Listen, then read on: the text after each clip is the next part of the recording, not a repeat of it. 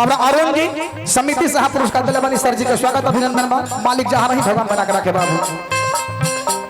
जवानिया में भजनिया कोले राम के भजनिया कोले राम जवानिया में भजनिया कोले राम के भजनिया कोले राम के।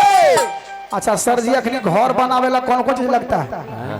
यदि घर बनावे हो तो ईटा मंगावो, सीमेंट मंगावो, छड़ मंगावो, मिस्त्री मंगावो, गिट्टी बालू, फेविकॉल, गिट्टी बालू। लेकिन ये दिमाग लगाई कि कौन ऐसा मिस्त्री है विजय बाबू जो लड़का माई के गर्भ में रहता और जब जन्म लेता तो दुगो हाथ है, दुगो गोर है, नाक है, मुंह है। ये कौन डॉक्टर है जो माँ के गर्भ के भीतर बनाता है बाबू? वो कौन है? इंजीनियर।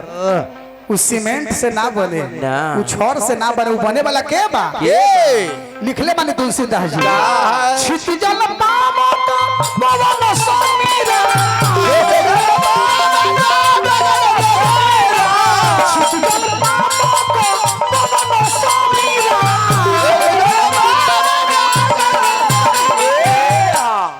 पूरे खा उल्टा मत बोलिए।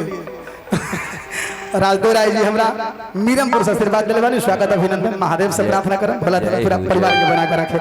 अरे इन्ने रहे ना इधर रहो एहो लगता भूख खाइले आई सुबोध जी जॉब न तब ये जा काहे नाचता है आके वो कोना पर नाचो बिना काम के। और छितजल पामत मगन समीरा पंचर चित यहो अधम शरीरा।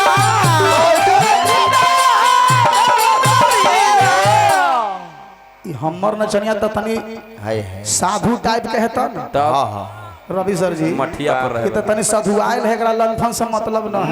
ना बहुत दूर है। कगो नचनिया इने इने तकन ए शिवनिया एक कगो नचनिया हिया टैटू बनवाए, एक जा टैटू बनवाए, कितना त एक जो टैटू बनवा ले शिवनियो बनैले कितना आई लव यू त फलना जान त चिलना जान।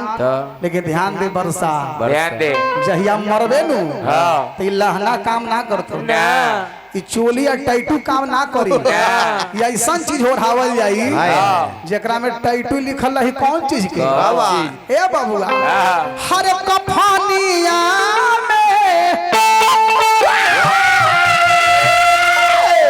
के पगली कफनिया में आगे लिखनिया राम नाम के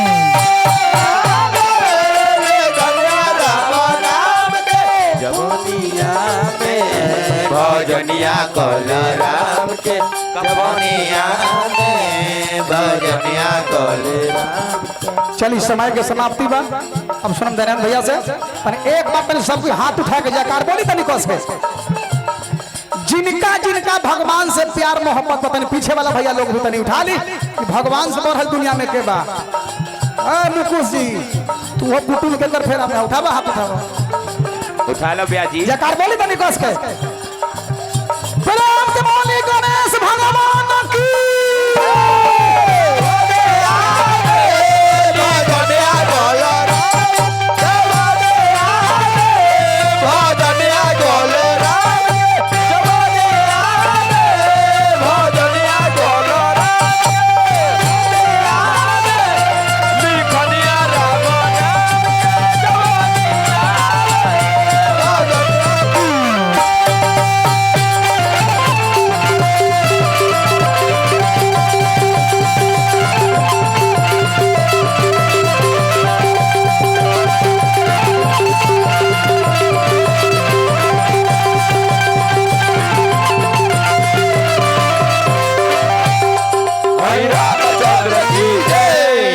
समय के समाप्ति बाद जिला परिषद